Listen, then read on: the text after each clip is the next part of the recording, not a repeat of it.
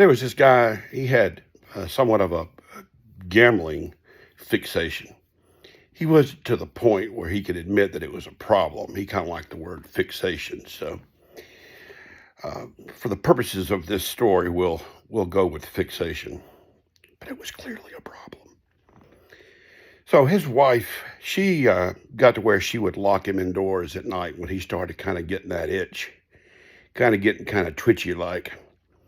She knew that he was probably wanting to sneak down to his friend's house, who always had a late night poker game going. So on this particular night, she kind of felt like he was doing okay, and she had other things on her mind. And so she told him when she was going to saunter into the bathroom and take a shower, and he was welcome to join her if he would like. He kind of picked up on this cue, and he said, "Oh, yes, I'll join you right away." So as soon as he heard the water start up, he quickly got a pen and scratched out a note in his best chicken scratch, telling her he was going to run to the store real quick and get some milk and bread. Well, quite naturally, this quick run to the store for the milk and bread turned out to be a 2-day, 2-night gambling spree.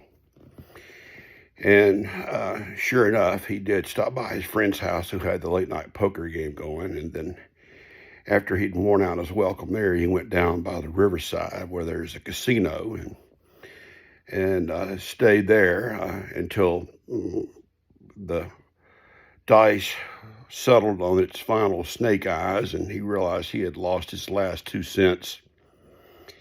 And he starts thinking about that walk home that he's made many times before, and what he was going to say and how he was going to explain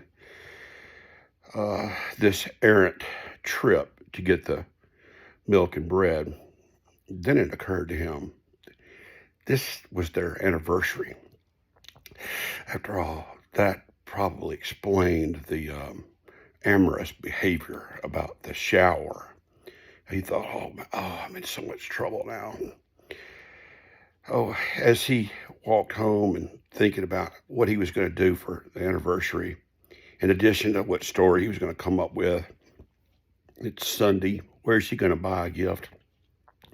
He cuts through the local park to where there's a public lake, and people like to take their kids down by the edge and feed the ducks morsels of bread. And he noticed there's an errant duck had waddled dangerously close to the walking trail. And so he thought, this will be a great gift. What an exotic gift I can get her, a duck. So he grabs that duck, puts it under his arm, and he makes it toward home. And he's going to come in the back door and sneak in and surprise her with this exotic duck. And that was his best thinking that was going on at the time. But she had changed the locks on the door.